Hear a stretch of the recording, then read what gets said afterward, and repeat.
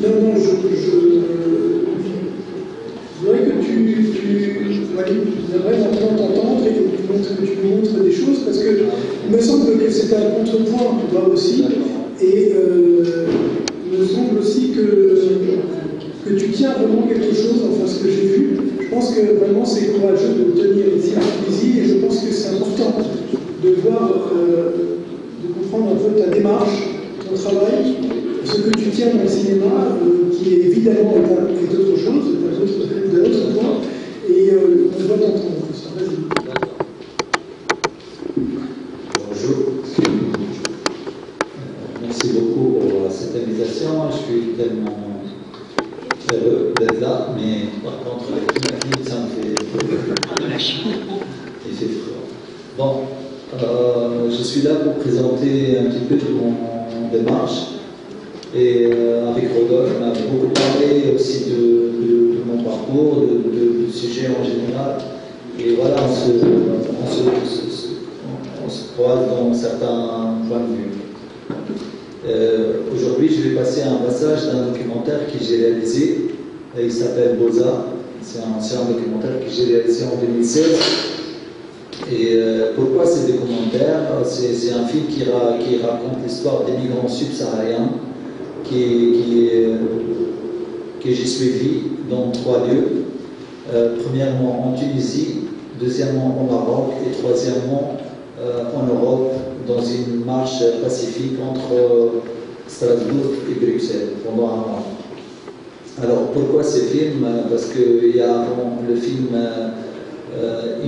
des expériences que j'ai vécues, et pour moi le cinéma c'est le seul art parce que je fais d'autres arts aussi, je peins, je fais de la musique, c'est le seul art qui me fait mal au ventre, c'est le seul art qui me stresse, mais c'est un très bon stress que j'apprécie, c'est un stress qui me laisse poser des questions et vivre et partager avec les autres certaines opinions. Alors, en 2011, avec des amis, pendant la Révolution, avec des amis, on a commencé à filmer des événements. Et c'est là où j'ai appris la caméra, elle a commencé à faire partie de ma vie quotidienne. Pendant que le système de Ben Ali, l'ancien président pendant la dictature, le média officiel ne passe que des fausses informations, elle ne passe pas la réalité exacte. Donc nous, on a, en tant que jeunes, avec d'autres amis, on a filmé le quotidien et on a passé des images à travers des plateformes en ligne, mais aussi, c'est là où j'ai réalisé mon premier documentaire qui s'appelle Liberté 302. C'est sur les jeunes Tunisiens eux-mêmes qui ont fait la révolution et qui sont partis en Europe. Donc j'ai posé la question pourquoi les jeunes qui ont réalisé la révolution, ou bien qui ont fait partie de la révolution, ils souhaitent partir et laisser le pays. Donc c'est là où j'ai réalisé mon premier documentaire qui s'appelle Liberté 302. Et après, ensuite de suite, quand les réfugiés commencent à venir en Tunisie parce qu'il y a la guerre en Libye, j'ai travaillé volontairement avec les enfants dans le camp de réfugiés Choucha. C'est là où j'ai commencé mon documentaire Boza, que je vais présenter aujourd'hui. Et donc je me posais la question pourquoi ces gens ils souffrent autant, c'est quoi la question des frontières et tout. Donc du coup j'ai pris ma caméra pour filmer.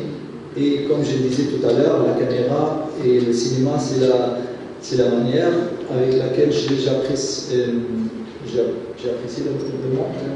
Oui, c'est ça. Je vois le monde avec lequel je partage mes réflexions. Et du coup, voilà, c'est un parcours, c'est une sorte aussi de lutte, de résistance d'une façon ou d'une autre.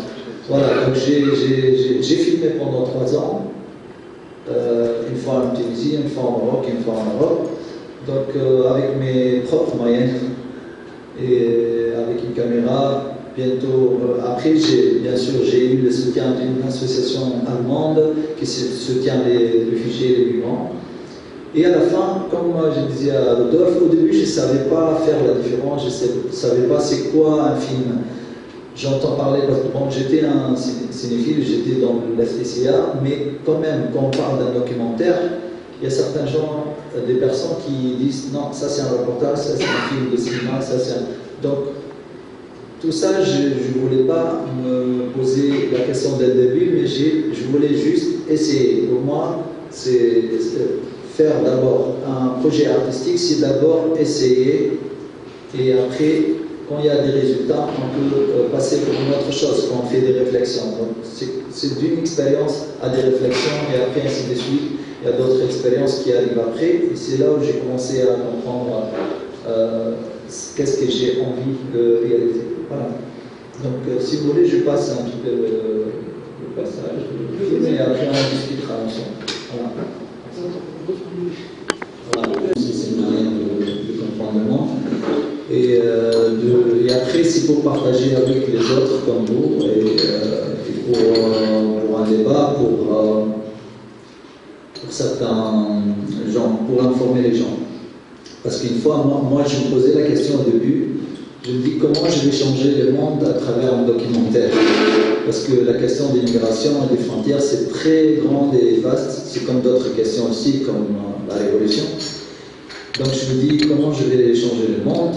Mais un jour, bon, au début tu sens que tu peux rien faire, mais un jour j'ai présenté le film pour des adolescents qui en Allemagne, dans un projet qui s'appelle Open School. Et il y a un jeune qui m'a dit merci beaucoup pour la présentation de ce documentaire, parce que ce qu'on voit aux médias, c'est pas la vérité. On voit des personnes qui viennent en Allemagne juste pour la concurrence et pour trouver du travail. Donc, moi là, je me sentis que, at least, comme on dit, au minimum, j'ai changé la vie de quelqu'un, ou bien j'ai présenté quelque chose pour quelqu'un, et j'ai éclairé certaines choses à travers mon documentaire que je ne voulais pas vraiment, que je ne vais pas parler dans le documentaire seulement de la souffrance des migrants. J'ai montré, comme à la fin vous avez vu, c'est la danse, c'est la culture, donc c'est des migrants qui ont toute une histoire derrière eux, et ce n'est pas seulement la souffrance que je voulais vraiment montrer. Ce n'est pas un film qui souhaite montrer ça, parce qu'on voit ça toujours à la télévision. Mais moi, je voulais montrer des gens qui vivent d'abord pour leurs droits, des gens qui sachent vivre, des gens qui ont toute une histoire. Je passe après pour la façon comment on fasse des films ici en Tunisie, moi et mes potes, parce qu'on a un collectif qui s'appelle l'Atelier D. Du coup, comme je disais tout à l'heure, avec des moyens très simples, très précaires, si je peux dire, avec une caméra et tout, et on écrit des films et après on réalise ces films. Parce que toujours, j'ai cru toujours que le changement passe à travers une sorte d'accumulation. Et ça, c'est la réponse que je donnais aux migrants eux-mêmes que j'ai filmés quand ils m'ont posé « Walid, pourquoi tu filmes? Pourquoi tu es venu nous rendre visite ici dans un forêt pour rester avec nous, dans la galère et tout, pour faire un film ?» La première réponse, ça peut être le buzz, ça peut être le succès. Pour une personne qui veut réaliser un projet, peut-être il dit « Ok, moi je fais ça pour un succès, pour se satisfaire. » Ça peut être ça, mais dans une question comme ça, j'ai appris d'autres valeurs. C'est aussi le vouloir de changement. Et du coup, j'ai répondu à ces migrants que je viens d'une expérience pas très... donc, une expérience récente, c'est la révolution, c'est le mouvement révolutionnaire, c'est le mouvement social qu'on a fait partie, dans lequel nous avons fait partie. Et je leur ai expliqué que la révolution, elle n'est pas venue de rien. Genre, elle est venue de toute une histoire, de tout un véhicule. Et dans ces véhicules-là, il y a beaucoup de personnes qui ont réalisé certaines choses, comme des films, des livres, des expressions libres, qui ont fait une sorte d'accumulation, et à la fin, tout a explosé pour que la révolution est venue et pour que le peuple est prêt pour vivre certaines révolutions.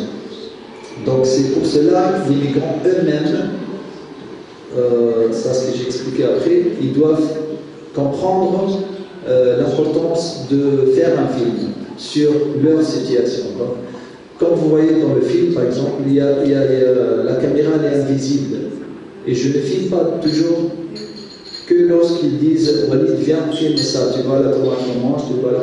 Donc ici, j'ai fait partie parce qu'on voulait montrer cette situation, donc on a un parcours en commun, et du coup, je voulais pas faire un film pour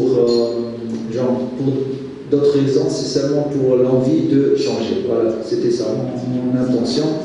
Et pour changer certaines situations, pour éclairer certaines situations. Voilà. Si vous avez une question, Rodolphe, appelle-moi si... Mais n'hésitez pas, peut-être il faut si vous avez faire circuler. Moi j'avais une chose, mais qui ne fait pas directement ce que tu viens de dire, qui me semble très intéressant.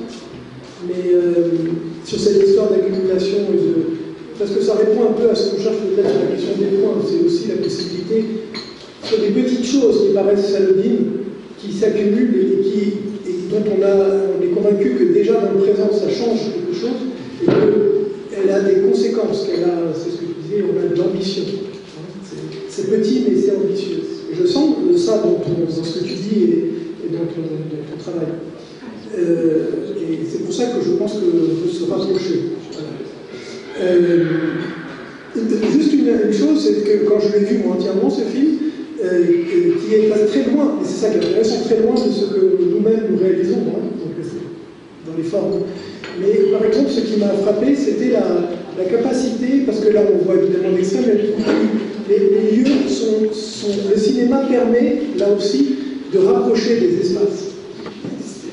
Chez Vertov, par exemple, cinéaste russe, il y avait cette volonté comme ça, par exemple, de montrer le peuple russe soviétique, et il montrait toutes les parties énormes de ce continent, de ce pays, et il y a un peu, et là tu as tenté dans ce film, en montrant les gens, ces grottes, en montrant la Tunisie, en montrant le Maroc, en montrant l'Europe, en montrant... Et tout ça est monté, et constitue justement la possibilité d'un lieu par le cinéma, d'impossible justement, que effectivement ce n'est pas possible dans la réalité. Mais là le cinéma l'induit, le laisse exister, montre justement dans ce rapport de montage qu'il y a des possibles, puisque le cinéma fait quelque chose. Parce que j'avais Merci pour la question, c'est très bien. Parce que j'avais l'intention, quand j'ai écrit mon documentaire, vous savez bien, écrire c'est sur beaucoup des étapes, parce qu'on filme, après on écrit, on filme encore et on réécrit. Et moi j'ai trouvé dans les 3 lieux différents, dans chaque lieu il y a une perspective différente. Et à la fin j'ai laissé pour le spectateur essayer de comprendre qu'est-ce qu'il faut faire dans cette question de migration, ce problème, cette crise. Donc dans les 3 lieux, on a le camp de Chouch, un camp de réfugiés où on trouve des gens qui sont en train d'attendre une solution, parce qu'ils n'ont pas de solution, seulement attendre le temps qui passe. Et en Maroc, il y avait les migrants qui tentent de traverser de leur manière les frontières et arriver en Europe. Et quand on arrive en Europe, on trouve des migrants subsahariens aussi qui luttent pour leurs droits. Donc, il y a 3 perspectives, mais à la fin, moi j'ai conclu un peu à la fin la situation elle ne change pas si on ne lutte pas. Genre, il y a un migrant qui je l'ai filmé au Maroc, et après il est dans la marche et en Europe, il vit à Berlin. Il a dit, vous voyez ici la situation, c'est mauvaise, aussi à Berlin. Donc la situation ne va pas changer si les migrants eux-mêmes ne seront pas impliqués. Et du coup, voilà, comme vous avez dit, le cinéma, cette baguette magique, elle peut rassembler 3 lieux différents et c'est une lecture en fait. À la fin, c'est le choix du réalisateur de voir les choses de cette manière. Et moi, je l'ai vu de cette manière. Je voulais présenter pour les spectateurs 3 différentes situations et dans différents pays pour dire la question c'est global aussi. Et voilà, à la fin, c'est le spectateur qui peut choisir, ou bien il s'intéresse à quelques points. Là, comme le débat à la fin, vous avez vu, c'est un débat spontané. C'est quelqu'un de l'Union européenne qui passe à côté et dit allez, filmez-moi, je vais parler de c'est quoi le problème, et c'est son propre avis. Moi, je ne vais pas influencer à la fin. Et ça, c'est difficile parce que toujours on a un point de vue, on a le cinéma, c'est jamais documentaire, il est jamais subjectif, c'est ça. Et du coup, voilà, donc, mais j'essaie le plus tôt possible de ne pas d'être invisible, pas invisible, mais faire partie de tout ce qui se passe. Comme vous avez vu aussi ma caméra qui a été prise par le policier, j'ai passé cette image pour dire que je fais partie aussi de ce mouvement, et aussi j'ai envie que tout change. Voilà.